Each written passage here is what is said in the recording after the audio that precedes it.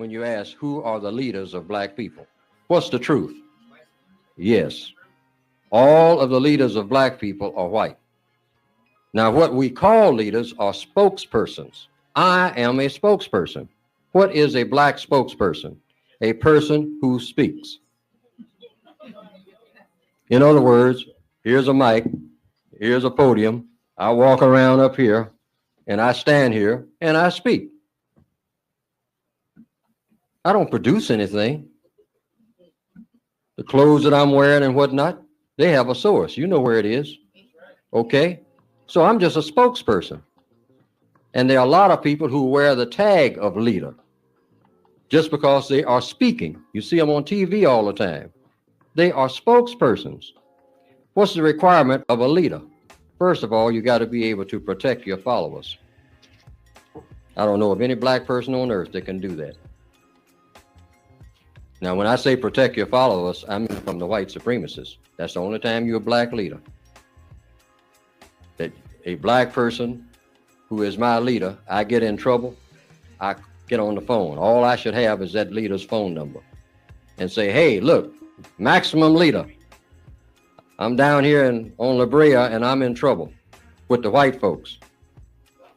Tell me where you are again, and I tell him. He says, okay, don't worry about a thing. I'll take care of it. And they will know it when they hear that I'm on my way. Now, see, now you got a leader. Now, I'm talking about it and they mean it. I mean, you know, and when they hear he's coming, I mean, they turn you loose and take off running. Now you got a leader. Other than that, you just got a spokesperson. You just got a person that come there and, you know, and speak for you. And the racists will say, well, I don't know. I don't know whether we let him go or not. What do you think, Dale? See, no, that's not leadership. Leadership is when you got the muscle. Otherwise, you're just talking. Now, somebody might say, by that analogy, Jesus was not a leader. Well, Jesus, according to what everybody told me, had the best leadership in the world. And that was God. Okay? So you can't argue against that one. The creator of the universe. But see, I don't see no black person that is supposed to have that kind of muscle. Not even enough muscle to get white people, you know, to back off. I mean, where they can't question it. See, there's no negotiating. See, because the white supremacists don't negotiate. They don't have to negotiate. They just say, hey, move. Like, I just want to say this about, you know, gangs and all like that. That's something I try to impart to young and old gang leaders. I say, now, you're supposed to be a gang leader. You ain't even got a good medic. Right. One of your guys gets shot, you got to call for public service. Now, what kind of leadership is that? You're supposed to be the baddest dude out here. All right. Not only that, they come and bulldoze your grandmother's house. And you said it was your turf. And there's some white guy out there sitting on a caterpillar, you know, bulldozing your grandmother's house and eating a sandwich while he's doing it. He ain't even got a gun. And this is your turf. Now, see, when you're a real gang leader, you go out there and tell all them 500 construction workers, you all be out of here by noon. And by the way, leave your equipment. It's mine because it's on my land. Yeah, see how that flies. Okay. Chapter 10, The Loss of Vision. History shows then that as a result of these unusual forces in the education of the Negro, he easily learns to follow the line of least resistance rather than battle against odds for what real history has shown to be the right course. A mind that remains in the present atmosphere never undergoes significant development to experience what is commonly known as thinking. No Negro thus submerged in the ghetto then will have a clear conception of the present status of the race or sufficient foresight to plan for the future. And he drifts so far toward compromise that he loses moral courage. The education of the Negro then becomes a perfect device for control from without. Those who purposely promote it have every reason to rejoice, and Negroes themselves exudingly champion the cause of the oppressor. A comparison of the record of the spokesman of the race today with that of those of the 18th century shows a moral surrender. During the prolonged struggle between the French and English in America, and Negroes held the balance of power at several strategic points and used it accordingly. Today, the Negro finds himself inconsequential because he can be parked on one side of the fence. The same balance of power was evident also during the American Revolution, when Negro soldiers insisted on serving side by side with others. Today, many Negroes are content as menials in the army. At that time, Negroes preached to mixed congregations. Today, we find Negroes busy separating them. The 18th century Negro resented any such thing as social distinctions. Today, Negroes are saying that they do not want social equality. Negroes of that epoch said with an ancient poet, I am a man and deem nothing that relates to a man a matter of indifference to me. Today, however, the average Negro says, now I am a colored man and you white folks must settle the matter among yourselves. At a later date, the American Negro showed more courage than he does today with all of his so-called enlightenment.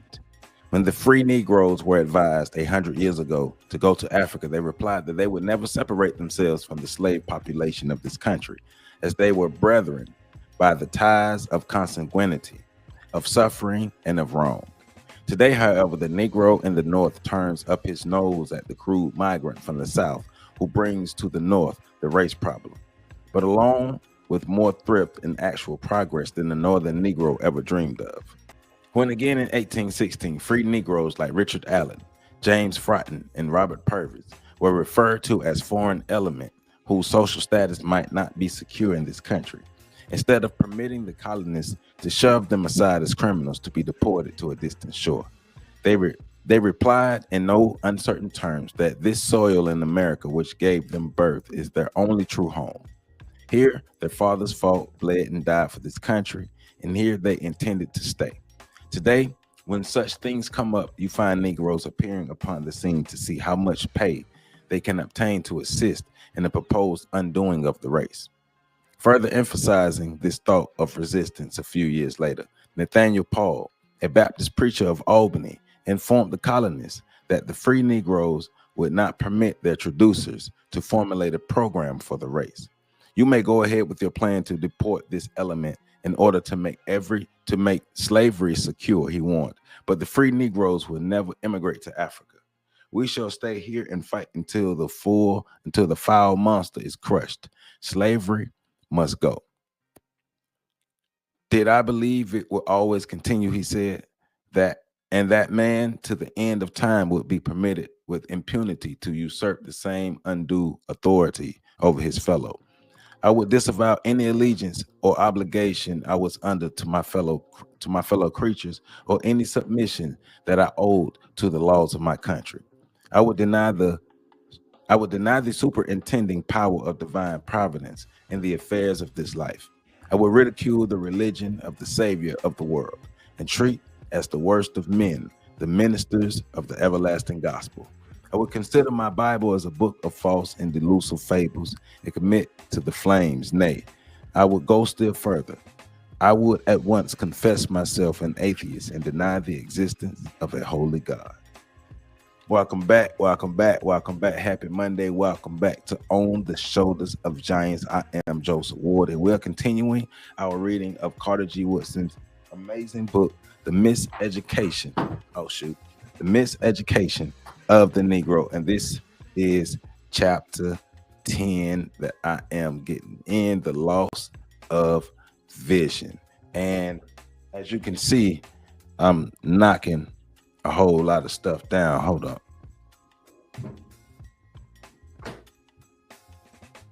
Okay, I'm knocking stuff down. But we're talking about leadership.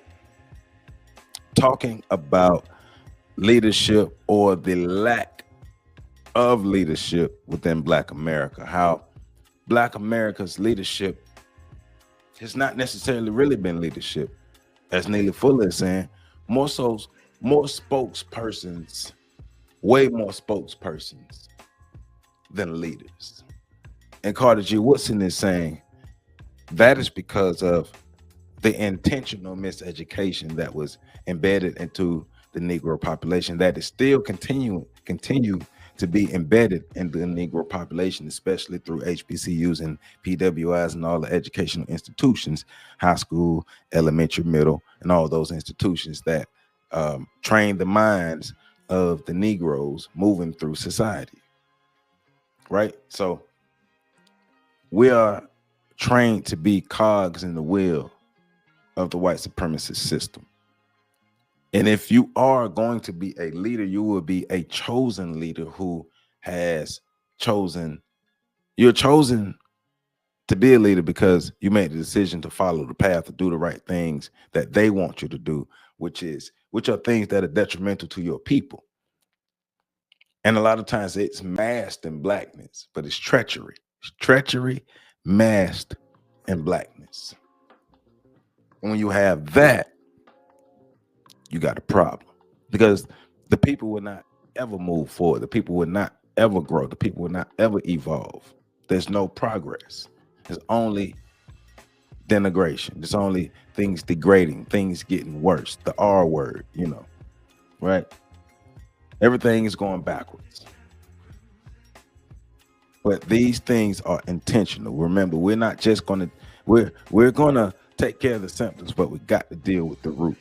And if you're from the country, you're dealing with the root of the problem. What is the root of the problem?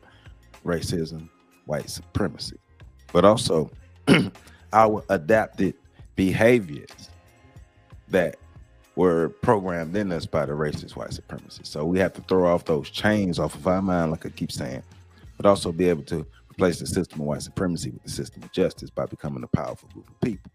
And we can do that by understanding exactly what happened to us so we can throw those chains off. So there we go with the loss of vision, right? So of course, you know, I'm gonna give you my my opening summary or breakdown of what Carter G. Woodson is talking about in this chapter. Of course, you know, we're gonna get to our most important bullet points, our key points. Our key points are: 1, the miseducation destroys imagination and creativity. 2, the educated Negro imitates rather than creates. 3, leadership without vision produces no real progress. 4, the loss of vision comes from a flawed education system. 5, real vision requires understanding one's own people. 6, the tragedy opportunities are missed because leaders cannot see them. 7, Woodson's solution: train visionaries, not followers. And then I close it out with my summary and my last talking points and all those things. That leadership is a real thing. It's a real thing. That's an important issue because that's how you shape the minds of the people. You use leaders to help shape the minds of the people. You use narratives, you use propaganda, you use all those things. You use influencers, celebrities to help shape the minds of the people. And unfortunately, in Black America, we will make anybody a leader who is on TV.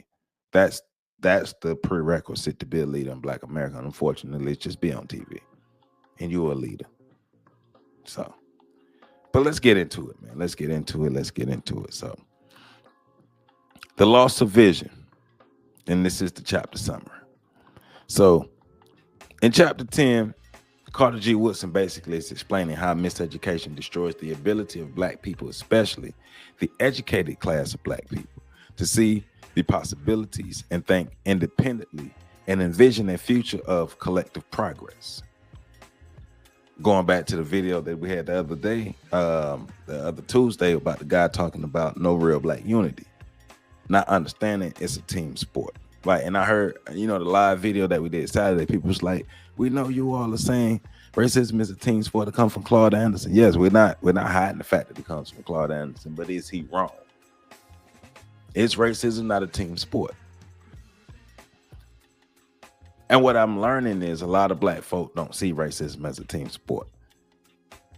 They think that we are 1/3 of the colored people team, of the people of color team versus the white not understanding all these other teams will use you as a stepping stool to get to where they need to go. But miseducation not only distorts how Black people understand history, it blinds them to opportunities, solutions, and their own potential, because you don't think you can. You think only other people can, and it's their job to come save you. And because it's their job to come save you, you never do, which is a problem. All right, so the first key point, we jump into this first key point, then we jump back into this chapter. And remember, I'm reading from a PDF, so I do not know exactly what page it is going to be on when we jump back into the reading. So do want to put that out. And I started, I want to make sure I say this. Please hit that like button, comment, subscribe, and share. When you hit the like button, it helps the algorithm. It helps us get further out in the algorithm. It helps more Black people see this information. If you find this information valuable, if you simply hit the like button, other Black people can see this information, and hopefully they can find it valuable. And you can take a step further, which is also free, is hitting that share button. You could also hit the super like button, cash apps in the description, everything to support this channel, because everything we build over here goes into the actual real community, my Black History School, and making sure that we can continue doing the research, doing the work, and making sure we make our community better. We come online to learn, but the real work is happening in the community. So do want to say that. So please hit that like button, and thank everybody for being here. So the first key point is miseducation destroys imagination and creativity. So Woodson opens up by arguing that one of the most harmful effects of miseducation and the destruction of vision and the ability to imagine things, right? Because it's critical thinking is gone. Like actual real thinking is gone. Like we read, like people don't think no more. People hear and repeat. So there's no creativity. There's no expounding on ideas and concepts. It's just somebody said this, it got to be true. So when we don't have the ability to visualize and the ability to imagine, we will never have new institutions. We will never have new solutions. We will never have new systems. And we for damn sure will never have a new future. Black people, especially the college-trained Black folk, often believe that progress can only occur by following the pathways validated by white society. Instead of innovating, they replicate, which is a problem. They don't even know they're in the box. So how can you think outside the box when you don't even know you're in the box? Come on, Black folk. But that's why we're here learning, though. That's why we're here learning, so we can understand that we're in the box, not only learn to think outside the box, but destroy the box. So let's jump back into the reading. Please hit that like button. And the Negroes of a century ago stood their ground and fought the pro-slavery deportationists to a standstill. For with the exception of a few pioneers, the immigrants to Liberia were largely slaves manumitted on the condition that they would settle in Africa. These freedmen then could have no ideas but those of slaveholding section from which they were sent. They established, therefore, a slavocracy of Liberia. If Liberia had fallen, then it is no evidence of the failure of the Negro in government. It is merely evidence of the failure of slavery. Negroes attacking Jim Crowism almost a century ago are fearlessly questioned. The Negroes attacking Jim Crowism almost a century ago fearlessly questioned the constitutionality of such a provision. Speaking through Charles Leonard Raymond of that day, they said there is no distinction between social and civil rights. We claim the privilege of selecting our society and associations, but in civil rights, one man has not the prerogative to define rights for another. These race distinctions react in all their wickedness, to say nothing of their concocted and systemized obsidiousness and absurdity, upon those who are illiberal and mean enough to practice them. In our day, however, we find some highly educated Negroes approving such Jim Crowism. For example, not many years ago, an outstanding Baptist preacher dabbling in politics in West Virginia suggested to the whites that they enact a Jim Crow car law in that state, and we had difficulty in crushing that sentiment. A few years ago thereafter, the author heard one of our bishops say that we should not object to such separation, for we want to be by ourselves. When this distinguished churchman died, the traducers of the Negro lauded him to the skies, and thoughtless members of the race, thinking that he deserved it, joined in the loud acclaim. In this way, the large majority of educated Negroes in the United States have accepted segregation and have become its fearless champions. Their filled but undeveloped minds do not enable them to understand that although an opiate furnishes temporary relief, it does not remove the cause of the pain. In this case, we have yielded on principle to satisfy the mob, but have not yet found an ultimate solution of the problem at hand. In our society called democracy, we are accustomed to give the majority what they want rather than educate them to understand what is best for them. We do not show the Negro how to overcome segregation, but we teach him how to accept it as final and just. Numerous results from this policy may be cited. The white laboring man refuses to work with Negroes because of the false tradition that the Negro is an inferior, and at the same time, the Negro for the same reason becomes content with menial service and drudgery. The politician excludes the Negro from the councils of his party and from the government because he has been taught that such is unnecessary to maintain the supremacy of his race. The Negro, trained in the same school of thought, accepts this as final and contends for such meager consideration as the bosses may begrudgingly grant him. An irate resident in an exclusive district protests against an invasion by Negroes because he has learned that these poverty-stricken people are carriers of disease and agents of crime. The Negroes, believing that such is the truth, remain content in the ghetto. The irrational parent forces the separation of the races in some schools because his child must occupy a seat next to a pupil of tainted African blood. The educated Negro accepts this as inevitable and welcomes the makeshift for his people. Children of Negroes are excluded from the playgrounds because the assertion that they will contaminate those of the whites. The Negroes, yielding, settle down to a policy of having their children grow up in neglected fashion in the most undesirable part of the city.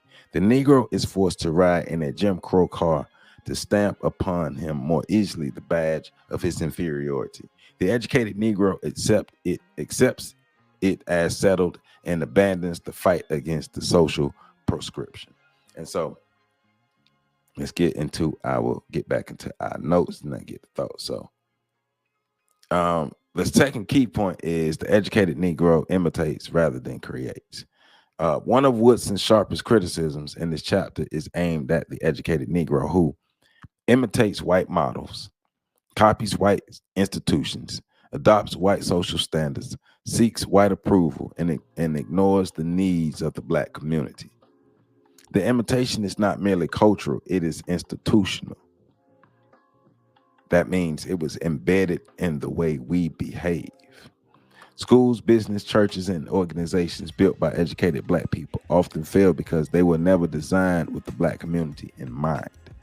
When you imitate someone else's model, it's a different context. The model fails. When you imitate someone else's model in a different context, the model fails. Right? So yes, the imitation of your oppressor, because you don't have the mechanisms in place, and everything that your oppressor is championing usually are things that are not good for you. And so a little bit of what I'm reading in this, what we just read, talking about the segregation versus the integration argument. And it seems like he's leaning more towards the integration rather than the segregation. And we know the outcome of integration. And we know that segregation is not necessarily a bad thing for any race of people. And it depends on what your overall goals are for yourself. I'm not against any people building up for themselves. But you can't try to imitate, you can't try to build yourself up through the imitation of others. You cannot. The oppressed should never imitate the oppressor, because you will continue the mindsets that kept you oppressed, and you will continue to oppress yourselves and others that look like you with the mindset of the oppressor, because you never threw off the chains. So the oppressed should never imitate the oppressor, ever. And thus goes segregation, which is the most far-reaching development in the history of the Negro since the enslavement of the race. In fact, it is a sequel of slavery. It has been made possible by our system of miseducating innocent people who did not know what was happening. It is so subtle that men have participated in promoting it without knowing what they were doing. There are a few defenders of segregation who are doubtless sincere. Although nominally free, they have never been sufficiently enlightened to see the matter other than as slaves. One can cite causes of Negroes who opposed emancipation and denounced the abolitionists. A few who became free re-enslaved themselves. A still larger number made no effort to become free because they did not want to disconnect themselves from their masters, and their kind still object to full freedom. Ever since the Civil War, when Negroes were first given a chance to participate in the management of their affairs, they have been inconsistent and compromising.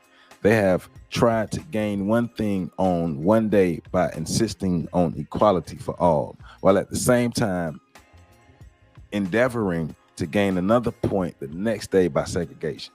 At one moment, Negroes fight for the principle of democracy, and at the very next moment, they barter it away for some temporary advantage. You cannot have a thing and dispose of it at the same time. So, like I say, of course, we definitely disagree with Carter G. Woodson on the integration point, especially being able to have hindsight now. Definitely vehemently disagree with him on the integration point. Segregation, separate but equal, should have been the true fight at that time. And so we disagree with Carter G. Woodson on that. Because you're talking about, don't imitate the oppressor, but don't integrate with the oppressor either. So we disagree with you I disagree with you on that, on Dr. Woodson. But of course, the caveat is I'm using hindsight as well. I'm using history and hindsight. We can see the effects of integration now. So, third key point. Leadership without vision produces no real progress. Woodson argues that leadership today is often symbolic, which it is, ceremonial, which it is, ego-driven, which it is, and disconnected from the people, which it is, because it's only designed to make us feel good and make us feel like we are a part of this American society. It's designed to make us feel a specific way. It's not designed for us to actually have real results, so we can actually be a certain way that we want to be. So many leaders want titles, not transformation. They are trained to maintain existing systems, not to create new ones, because they cannot envision new solutions. They rely on old methods. That's why you see black people keep doing the same things over and over and over again. They wait for others to act. They pursue personal prestige, and they avoid risk and innovation. Why reinvent the wheel when I can keep getting money out from these white crumbs?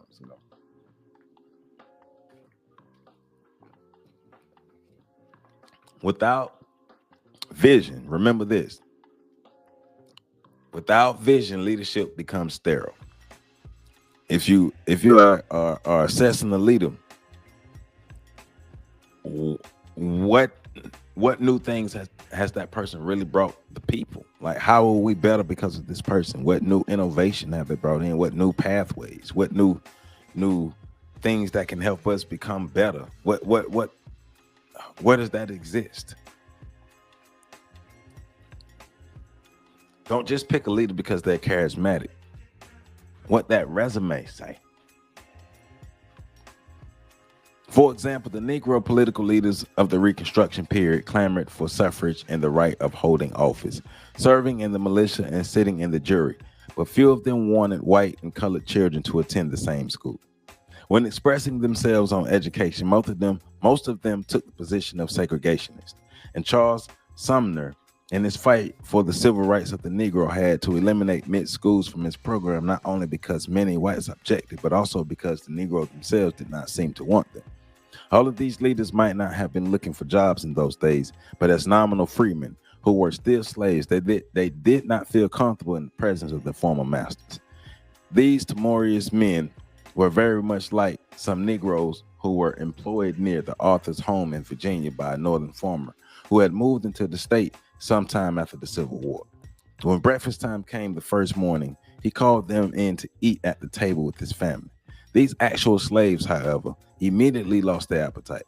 One finally called the employer aside and settled the matter in another way. He said, "Now, boss, you ain't used to these rules up this country. We just can't sit at the table with white folks. We've been used to eating the cake of bread out yonder between the pillow handles. Let us go out there." The system, therefore, has extended from one thing to another until the Negroes today find themselves hedged in by the color bar almost every way they turn and set off by themselves. The Negroes cannot learn from the example of others in whom they might come into contact. In the ghetto, too, they are not permitted to construct and carry out a program of their own. These segregated institutions interfere with the development of self-help among Negroes, for often Negroes fail to raise money to establish institutions which they might control, but they readily contribute large sums for institutions which segregate persons of African blood. Now, and I get a bit of what he's saying in that, because black people are absent of resources, but black people have always found a way to make something happen for themselves when black people chose to work together. So in that, if black people had chosen to work together, chosen the segregation route and pouring all of our resources and our talent into ourselves, I believe we could have done something, especially countering a lot of the miseducation. Denied participation in the higher things of life, the educated Negro himself joins too, which ill-designs persons to handicaps his people by systemized exploitation. Feeling that the case of the Negro is hopeless, the educated Negro decides upon the course of personality, profiting by whatever he can do in using these people as a means to an end. He grins in their faces while extracting money from them. His heart shows no fond attachment to their despised cause. With a little larger income than they receive, he can make himself somewhat comfortable in the ghetto, and he forgets those who have no way of escape. Some of these educated classes join with unprincipled real estate men in keeping Negroes out of desirable parts of the city and confronting them to unsanitary sections. And confining them to unsanitary sections. Such persons help the profiter to collect from Negroes, thus cornered a larger rental than that exacted from the whites of the same property. In similar fashion, the Negro minister sometimes goes into a community where the races are moving along amicably together in their churches and rents a shack or an old empty store to start a separate church for our people, not to supply any practical need, but to exploit those who have never learned to think. Professional men, too, walking in their footsteps, impose also upon the poor innocent Negroes who do not know they are being treated properly, and when they are not, but high fees may be obtained from them insomuch as they cannot always go to others for service. Settling in a community with mixed schools, the educated Negro often advocates their separation, that his daughter may secure a position in the system. The Negro politician is accustomed to corner the Negro vote by opening a separate office from which he may bargain with the chieftains of the machine from the highest price available. When paid off by some position, which is not very lofty, This office holder accepts such employment with the understanding that he will set off by himself as if he were destructive to the rest of mankind. Getting it when you only looking out for yourself. So the fourth key point is the loss of vision comes from a flawed education system, right? Woodson makes it clear that miseducation is intentional. Once again, miseducation is intentional. Black students are trained to memorize facts, serve institutions, seek degrees for prestige, and avoid independent thinking. I'm going to read that again. Black students are trained, because I've been saying this for so long. Remember and recall. Remember and recall. That's all we go to school to learn how to do is remember and recall. We don't go to learn. So I'm going to read it once again. Black students are trained to memorize facts, serve institutions. Look at our loyalty to all types of institutions. Seek degrees for prestige. I am somebody because I have a master's degree. I have a PhD. I have all these. I am somebody. And avoid independent thinking. And that makes so much sense why I meet so many people with masters and PhDs who are stupid and who have no ability to think outside the box, to think critically, or even to analyze information, to seek out and analyze information to be able to utilize it. It makes sense. It makes sense why so many people with higher levels of degrees do not have higher levels of thinking. And I'd be wondering, like, you have a master's and or a PhD, and you're telling me that you don't believe in facts, statistics, and data. But you needed to believe in facts, statistics, and data to get your degrees. But you believed in it then when you were getting your degrees. You just don't believe in it now because it doesn't fit your narrative. Don't fit your narrative. Gotcha. Because you don't know how to think. Gotcha. They are not trained. They're also not trained to analyze conditions. I just went off on my rant. I should have read first, but yeah. Study community needs, think creatively, plan strategically, and build institutions. Thus, the loss of vision is a predictable outcome of schooling designed for dependency. They're training us to be dependent upon them. It's all in the design. In the present crisis, however, the highly educated Negroes find very little to exploit, and in their outward condition, they have no program of finding a way out. They see numerous instances of Negroes losing their jobs in white establishments. Sound familiar? In fact, these things occur daily. Janitors have been giving satisfaction or abruptly told that they will no longer be needed. Negro waiters in hotels are being informed that their places will go to white workers. Negro truck drivers are ordered to step down and let the needy of the other race go up. We hear so much of this that we wonder what the outcome will be. In this readjustment, of course, when there are fewer opportunities left for those who cannot or do not have the opportunity to operate machines, the Negroes will naturally be turned out of their positions by their employers who think first of their own race. In the ultimate passing of the Depression, however, Negroes will not be much better off when some of the whites now displacing them will rise to higher levels. In the economic order of tomorrow, there will be little use for the factorum or scullion. Man would not need such personal attention when he can buy a machine to serve him more efficiently. We talked about this before.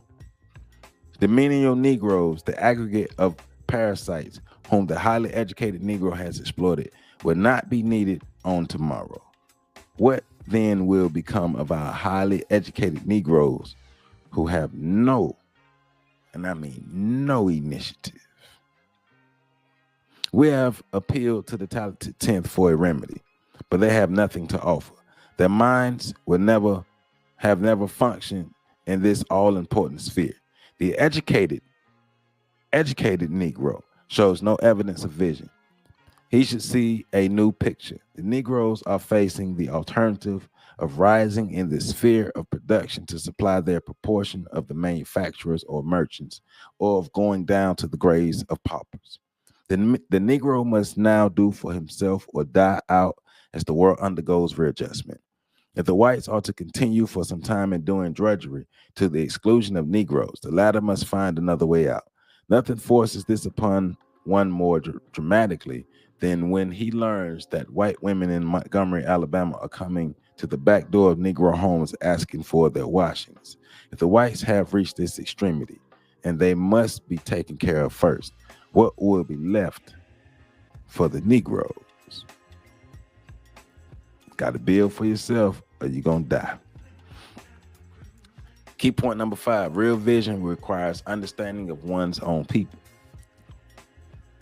Woodson argues that true vision cannot exist without cultural knowledge, which the majority of us don't have. We think we do, but we don't. Majority of us have no real cultural knowledge. And I think that's why some people allow others to come and tell us we don't have no culture. Historical understanding, people don't read history. People don't like history. Community immersion, people are only immersed in aspects of the community that they like, that make them feel good and make them feel closer to whiteness. And a deep awareness of Black needs. If it ain't me, I don't care. Most Black people don't give a damn about the community and are not in the community, helping the community. It's a good number of Black people, but it's not most.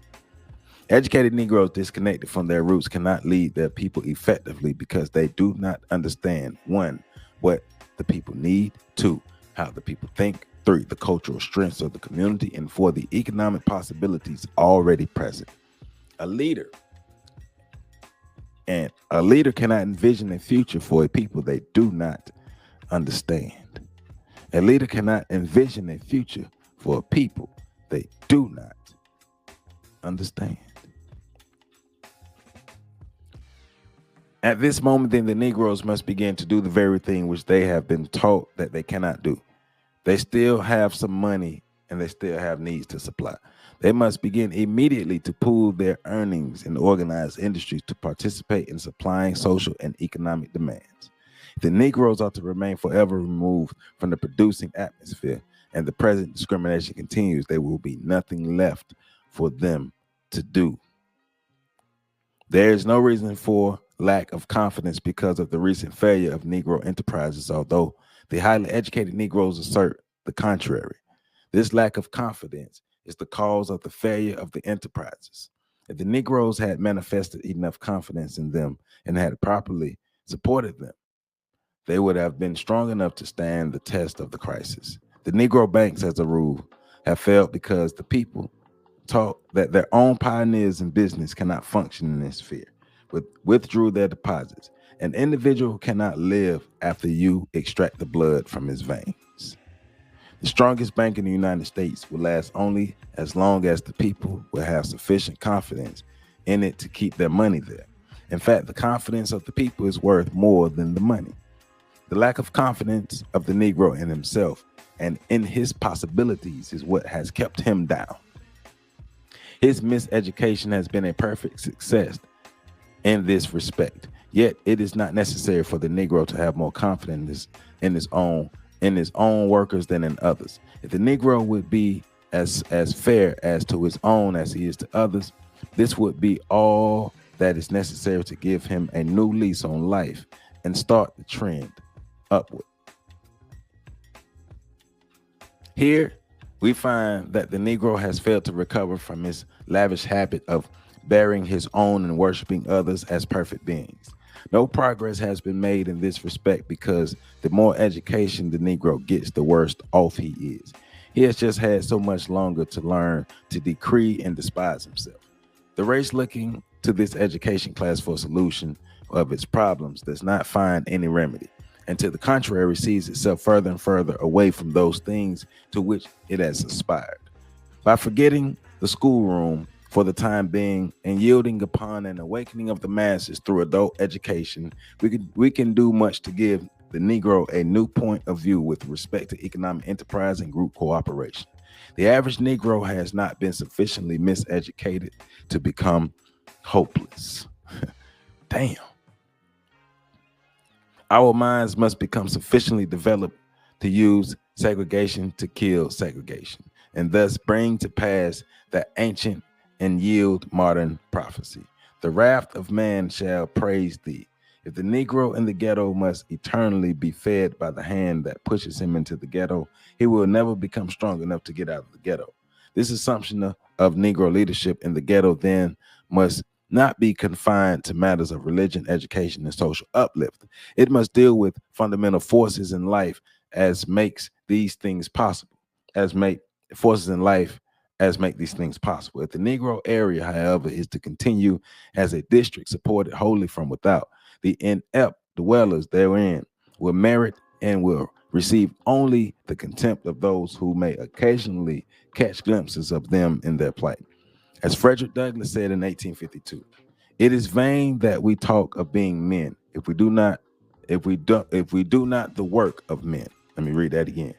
It is vain that we talk of being men if we do not the work of men. We must become valuable to society and other departments of industry than those of servile ones from which we are rapidly being excluded. We must show that we can do as well as they. We can build as well as live in houses. We can make as well as wear shoes. When we can produce as well as consume wheat, corn, or rye, then we shall become valuable to society. Society, continued Douglas, is a hard-hearted affair. When it is helpless, with it, the helpless may expect no higher dignity than that of the paupers. The individual who must lay society under obligation to hint or society will honor him only as stranger and sojourner. Otherwise, in other words, get your shit together or you're going to continue to be stepped on. Get your shit together or you're going to continue to be stepped on, black people. What you going to do? The key point number 6, the tragedy. Opportunities are missed because leaders cannot see them. And remember, they're not trained to see them. So we must retrain ourselves to see opportunities. One of the most powerful ideas in the chapter is that black communities often sit on vast opportunities, economic, educational, and cultural. These opportunities go unrecognized because miseducation blinds people to them. These are examples that Carter G. Woodson gives. Everything black people import should be produced locally. Many businesses fail because educated Negroes do not support them. Talented individuals go unnoticed because leaders are looking for Eurocentric qualities. The result is wasted potential on a massive scale. Key point number 7. So he says his solution, Carter G. Woodson's solution, is train visionaries, not followers, right?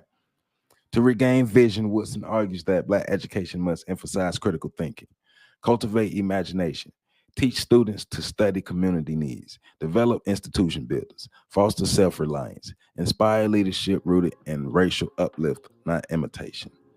The goal is to create a generation of thinkers who see what is possible to know how to make it real. Read that again. The goal is to create a generation of thinkers who see what is possible and know how to make it real. To see it and make it, have know-how. So the summary of this whole chapter and all my notes and everything is, the argument from Carter G. Woodson is that miseducation blinds black people, especially the so-called educated class, to the possibilities within their own communities. Instead of creating new institutions, they imitate white models that do not fit black needs.